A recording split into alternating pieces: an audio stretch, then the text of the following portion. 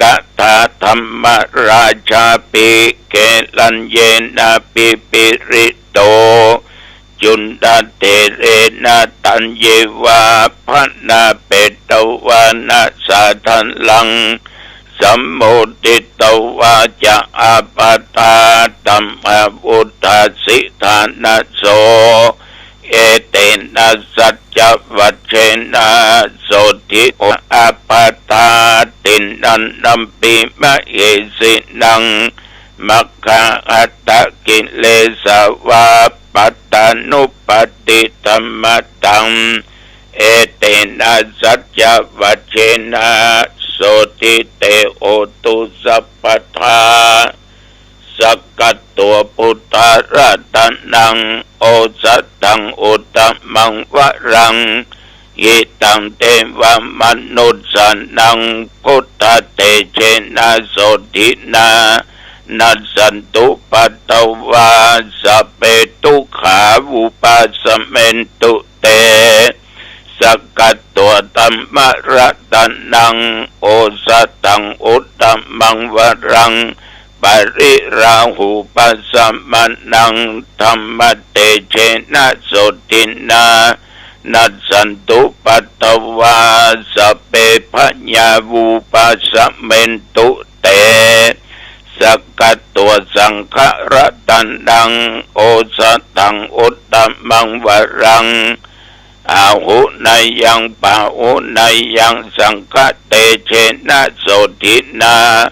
นัสสันตุปัตตวาสัพเพโรกาวุปัสสเมนตุเตนัตติเมสระนังอัญญังพุทโธเมสระนังวรังเอเตนะสัจจวัชเชนะโหตุเตชะยะมังคัลลังนัตติเมสระนังอัญญังธัมโมเมสระนังวรังเอเตนะสัจจวัชเชนะโหตุเตชะยะมังคัลลังนัตถิเมสรนังอัญญังสังโฆเมสรนังวรังเอเตนะสัจจวัชเชนะโหตุเตชะยะมังคัลลังภวัตุสัพพะมังคัลลังรักขันตุสัพพเทวตาสัพพะพุทธานุภาเวนะสัทธาโสติภวันตุเตภวัตุสัพพะมังคัลลังรักขันตุสัพพเทวตาสัพพะธัมมานุภาเวนะสัทธาโสติภวันตุเตภวัตุสัพพะมังคัลลังรักขันตุสัพพเทวตาสัพพะสังฆานุภาเวนะสัทธาโสติภวันตุเต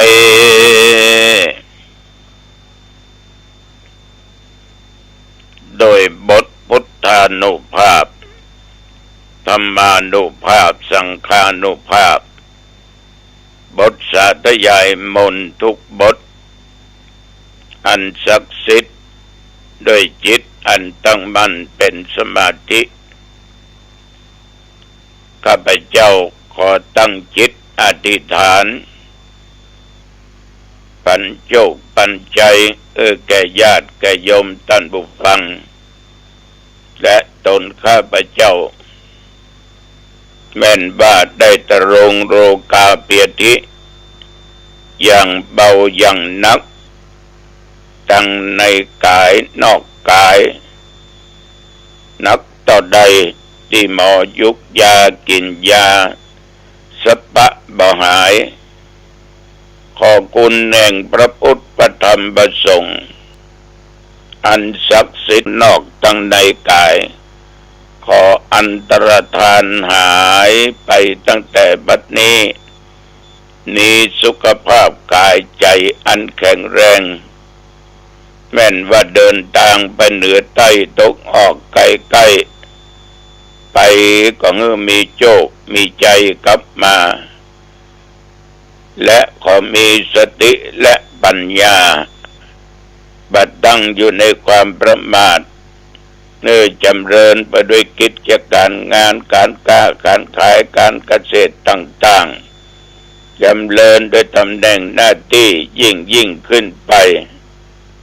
อายุวันโนสุขังพลังปอนอันประเสริฐล้ำเลิศจงบังเกิดมีแก่ทุกท่านทุกคนเจริญพรกรมอุตุได้ประกาศบอกตักเตือนกรมอุตุได้ประกาศบอกตักเตือนว่าอย่าตั้งอยู่ในความประมาทฟ้าฝนบางครั้งมันก็ยังมาตกทางบ้านเฮาอยู่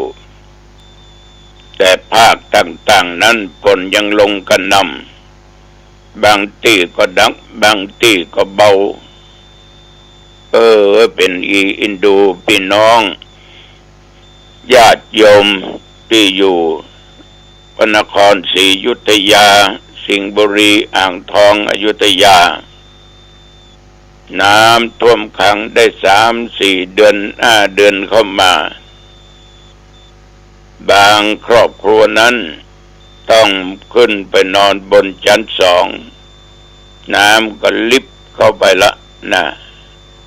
ไปไหนมาไหนใจเหือสัญจรฝ่ายไปฝ่ายมาลำบากลำบนคนก็ตายไปหลายท่านหลายคนหมู่เฮาตั้งหลายก็นับว่าโชคดีบุญมีอยู่น้อย แต่ว่าน้ำฝนมันจะตกมันก็ตกถึงจะเป็นฤดูหนาวเข้ามาแต่ประเดี๋ยวมันเอาเวลาบ่ได้มันจะตกลงมาก็ตกลงมาอันใดบ่ควรมีก็มีอันใดบ่ควรเป็นก็เป็นอันใดบ่ควรเกิดก็เกิดมีมาทุกสิ่งทุกอย่างมันมีการเปลี่ยนแปลงไปตามฤดูกาลฉะนั้นญาติโยมเอาบ่ควรตั้งในความประมาทนับตั้งแต่ตะวันวามาจนถึงปัจจุบันหนองตองก็ไม่มีรายงานฝนตกแม้แต่ใกล้เคียงก็บ่มีแต่ว่านี่ญาติโยมกินข้าวงายแล้ว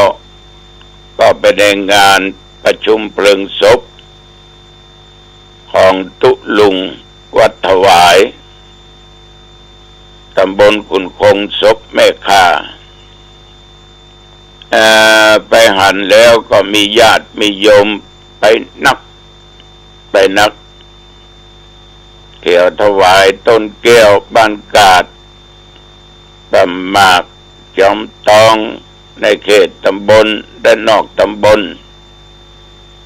การทำบุญมาเจ้าเรียบร้อยฉันเป็นเรียบร้อยก็เคลื่อนศพไปสู่สุสานปัจจาคนก็เป็นนำแล้วก็ตามหลังมากสถานที่เผานั้นทั้งทุกเจ้าและญาติโยมจัดไว้เป็นอย่างดีดูแล้วก็สมศักดิ์สมศรีแต่ก็ได้ยินกำหนึ่งหลายคนเป็นอู้ฟังหลวงพ่อเจ้าคณะอำเภออันยังตุลุงตัวนี้บุญบนนักนะบุญนักกะถ้าบุญบนนักบ่มีว่าด้วยบารมีการเข้ามาบวชเนี่ยคนคงจะมานักเต้าอี้นี่คนนักโลกจัดตีก็เป็นระเบียบเรียบร้อยแบบว่าตั้งเต็นท์การอย่างการสถานที่ตุเจ้านั่งที่ไหนเน้นนั่งตดตัดใดคนบ้านนั่งที่ไหนเป็นจะเป็นนะดูนเป็นนักเหตุใดหลวงพ่อเมื่อเป็นมีชีวิตสมัยเป็นคนบ้านสัมบเลเทเมาขึ้นล่องมันถึงมาเอาอย่างสักอย่างปั่น3 ล้อก็มีนั่งรถไปออกบิณฑบาตครั้งแรกชาวบ้านเนี่ยต้นตึมใส่หันก็ต่างคนต่างลบ แต่ธรรมาสถาปก็ใส่เข้าใส่บาตรเพราะคนเป็นคนบ้านเปิ่นเมาเหล้าไปว่าอย่างก็ตึงฟังตัวยุ่งแต่ก็กลับใจไปปฏิบัติธรรมที่ทำต้องแล้วก็มาบวช80 ตนคงกลางเขาธรรมกายถวายแก่พระบาทสมเด็จพระเจ้าอยู่หัวร.9บวชแล้วก็ไปอยู่ที่ไปอยู่ที่นี่แล้วปิกมาอยู่ที่วัดถวายบุงคำท่านก็พยายามสร้างสิ่งที่ดีที่งามพัฒนาวัดช่วยกับทุหลวงเขาก็ว่าเนี่ยคนเฮานี่มันได้เกิดมาดีก็มีหายก็มีปะปนกันไปแต่ถ้าเราสามารถละสิ่งบดีได้และทำสิ่งดีๆได้นั้นมันก็เกิดเป็นบุญเป็นกุศลก็นะว่าหลวงพ่อถ้าตายเป็นคนบ้านเนี่ยกับประเดี๋ยวนี้มันจะผิดกันเนาะผิดแน่นอนแตกต่างกันแน่นอนเพราะว่าความดีมาประจับเมื่อเป็นตั้งอกตั้งใจมาบวชศึกษาอำเพียรปฏิบัติมีพระพุทธมีพระธรรมมีพระสงฆ์อยู่ในจิตในใจของเปิ้นฉะนั้นก็เป็นข้อพิสูจน์ได้ว่า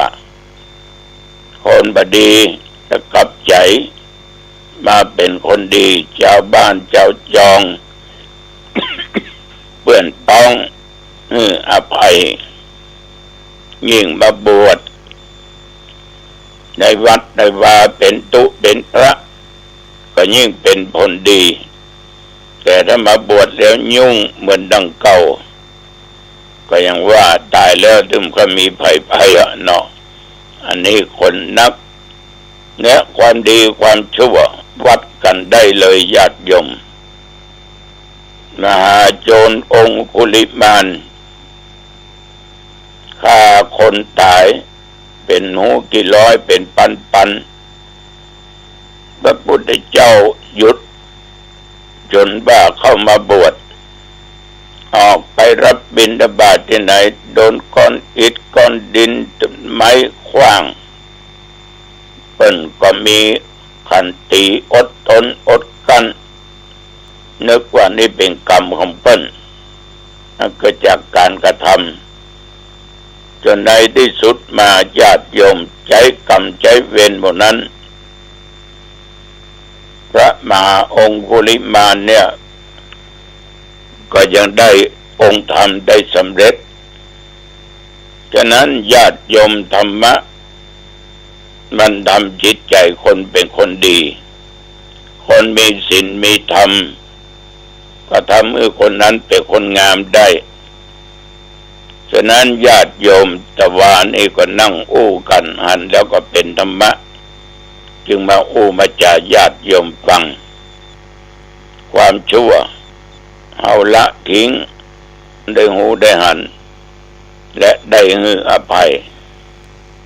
นี่ก็ฝากไว้กับญาติกับโยมต่อจากนั้นเผาศพยังเรียบร้อยแต่มาก็กลับก็ไปไหนตามถึงเวลาปัจจุบันเนี่ยวันนี้ก็จะไปกระทำบุญที่วัดจอมทองตำบลบ้านแหวนอำเภอหางดงหลวงพ่อพระครูสุวรรณธรรมานุรักษ์เป็นอดีตเจ้าคณะอำเภอหางดงเพิ่นได้ถึงแก่มรณภาพไปเมื่อเดือนตุลาปี2548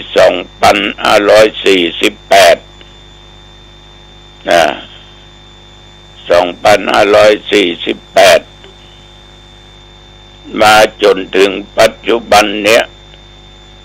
มันได้20 ปีป่ายมาน้อยทางลูกศิษย์ลูกหากึดตึงก็ได้จัดมีการกระทำบุญวันนี้ท่านเป็นเจ้าคณะอำเภอนั้นหลังจากท่านเสียไปก็ธรรมาภาพก็ได้รับเมตตาธรรมจากพระมหาเถระ ปฏิบัติหน้าที่เจ้าคณะอำเภอต่อมาจนว่าธรรมาภาพเป็นเจ้าคณะอำเภอเนี่ยจะได้20 ปีเต็ม20 ปีเต็มเดือนธันวาเนี่ยถ้าเดือนธันวาเนี่ยธรรมาจะเป็นเจ้าคณะอำเภอเต็มพอดี20 ปีรับการตั้งวันที่14 ธันวา ณ วิหารหลวงวัดประสิงห์วรมหาวิหารจากหลวงพ่อพระวิสุทธิวงศาจารย์สมัยนั้นยังเป็นพระธรรมอยู่เป็นเจ้าคณะภาค7เป็นมอบ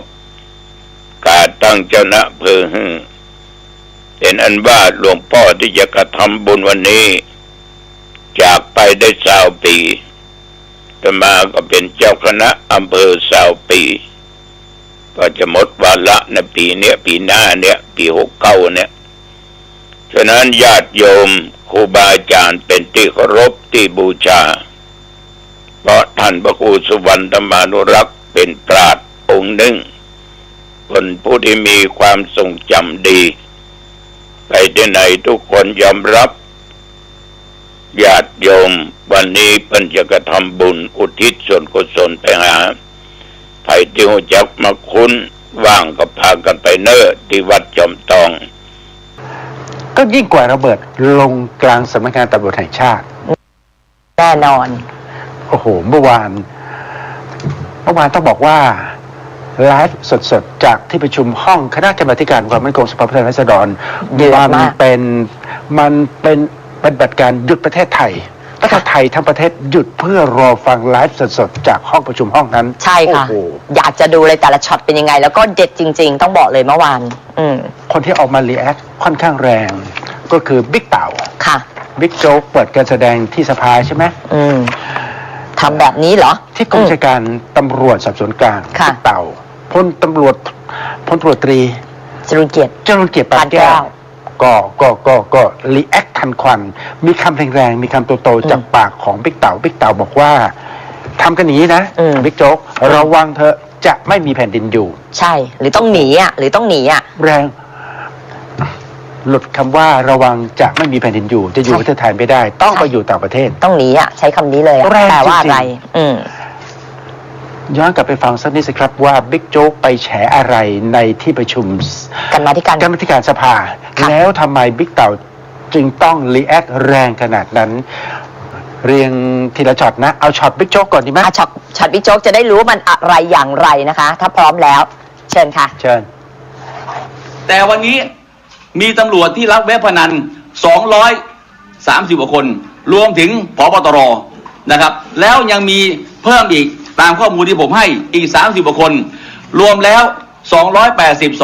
290อย่างนี้